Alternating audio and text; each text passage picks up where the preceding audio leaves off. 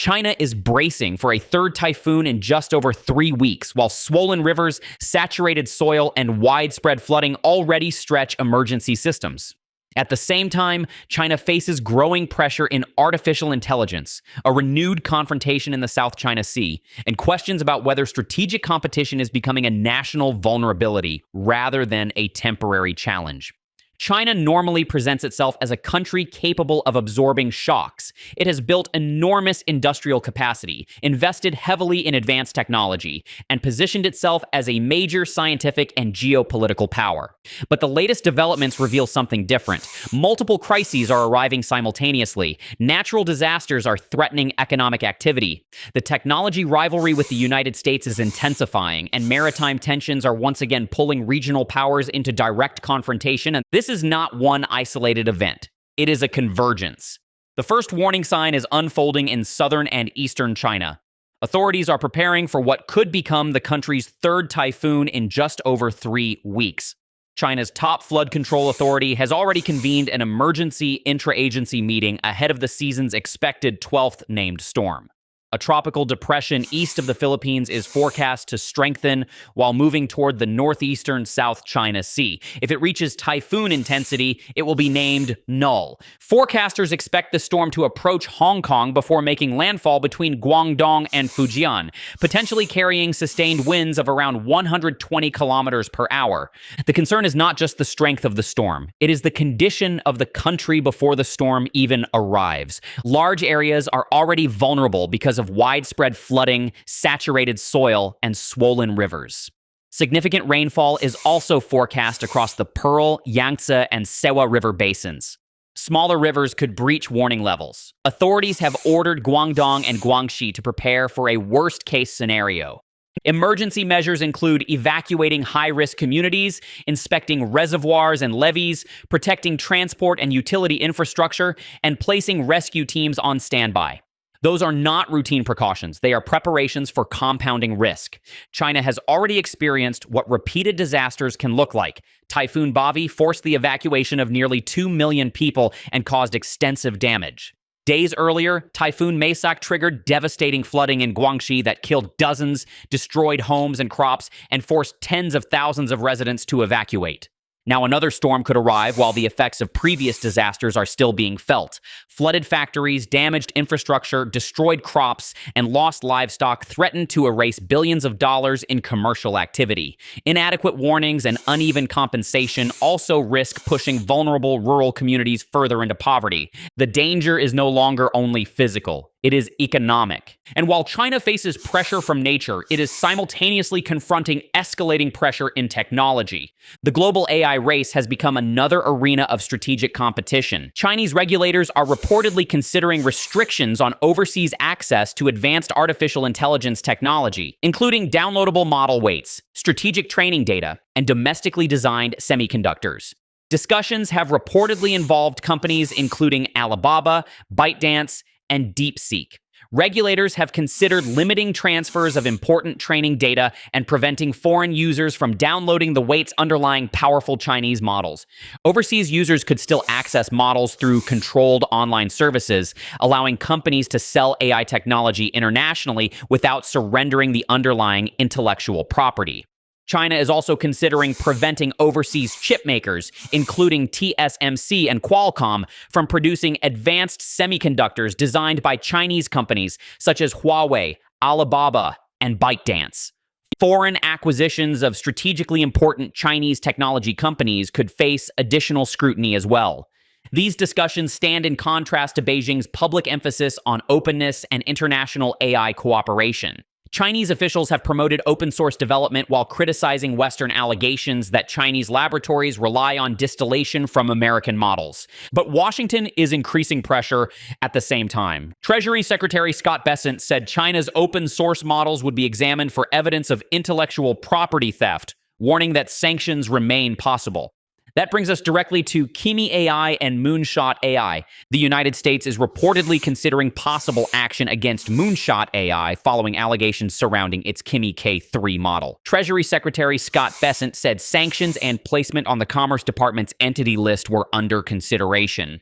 Michael Kratsios, head of the White House Office of Science and Technology Policy, said a senior State Department official had issued similar warnings about Kimi and the suspected use of model distillation.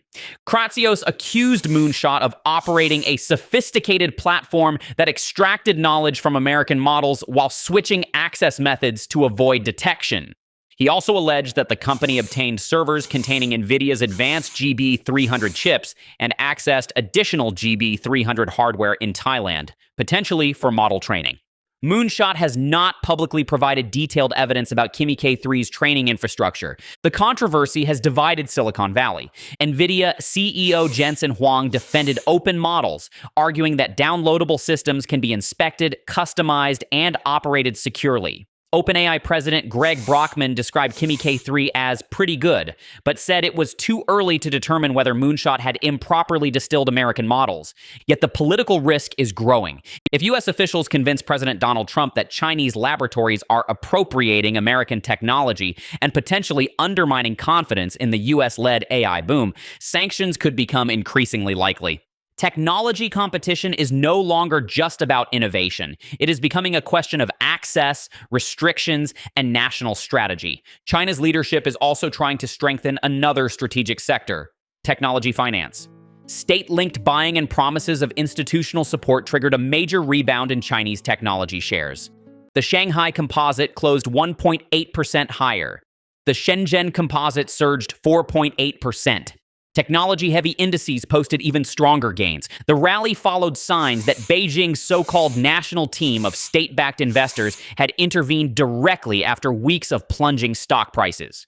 Traders interpreted massive inflows into the China AMC Star 50 ETF as possible state-directed support for semiconductor and artificial intelligence companies. The intervention came after the Star 50 had lost approximately 17% in a single week as leveraged investors rapidly unwound positions. Quant funds seeking to outperform the CSI 1000 suffered heavy losses, intensifying concerns among wealthy clients. Beijing's response extended beyond ETF purchases. Major insurers pledged to increase equity investments. China Life said one of its units had already purchased more than 10 billion yuan of stocks and funds. Regulators promise stronger risk prevention, investor protection, and market reforms. There are strategic reasons behind that support. Higher AI and semiconductor valuations make it easier for strategically important companies to raise capital and compete with the United States. But even the data points to limits. State intervention can restore confidence and slow forced selling. It cannot permanently overcome excessive valuations. Lasting recovery still depends on investors believing prices are sustainable. Meanwhile, another challenge is unfolding far from financial markets. Tensions between China and the Philippines have escalated again in the South China Sea. A Chinese Coast Guard vessel used a water cannon against a Philippine boat near Scarborough Shoal. The Philippine vessel had reportedly traveled to deliver supplies to Filipino fishermen. The confrontation came only days after another clash near Second Thomas Shoal. During that encounter, a Philippine Marine was injured. The situation quickly drew in the United States. According to U.S. Secretary of State Marco Rubio, an American Coast Guard vessel operating nearby positioned itself between the opposing sides, helping enable the rescue and medical transport of the injured Filipino service member. Rubio emphasized that the Philippines is a U.S. treaty ally and stated that Washington would not abandon its partners. Philippine President Ferdinand Marcos Jr. also spoke with President Donald Trump after the confrontation. Trump reportedly assured Marcos that he would raise Manila's concerns during his September meeting with Xi Jinping. At the center of the dispute is the BRP Sierra Madre, a grounded Philippine warship serving as a military outpost. China has accused Manila of conducting construction work aboard the vessel in violation of a provisional understanding between the two governments. And that is the broader picture. China is preparing for another potentially destructive typhoon while already dealing with flooding, damaged infrastructure, and economic vulnerability. It is navigating growing pressure over artificial intelligence and facing the possibility of sanctions against one of its AI developers. It is supporting strategic technology sectors while acknowledging that confidence cannot be manufactured indefinitely. and it is entering another period of heightened tension in the South China Sea. None of these developments exist in isolation. The storms threaten economic activity. The technology rivalry affects investment and access. Maritime confrontations risk pulling in larger powers, and each challenge arrives while the others remain unresolved. The outlook, based on the data, is not one of immediate collapse or easy resolution. It is one of overlapping pressures. China is responding on multiple fronts at once. Whether those responses are enough will depend on the trajectory of the storms, the course of the AI dispute, the sustainability of market confidence, and the management of tensions in the South China Sea.